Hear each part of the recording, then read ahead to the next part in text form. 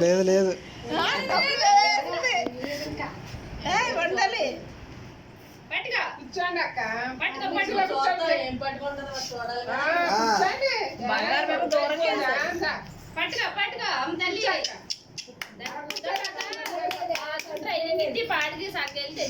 ఇదిగో Bible Bible మంచి మేధావి ఏది ఏది లేకుండా అసలు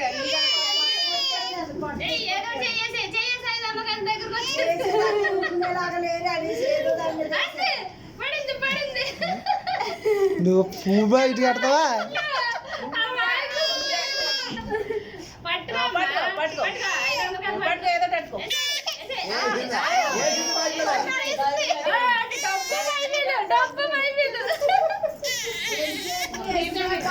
చాలు చాలు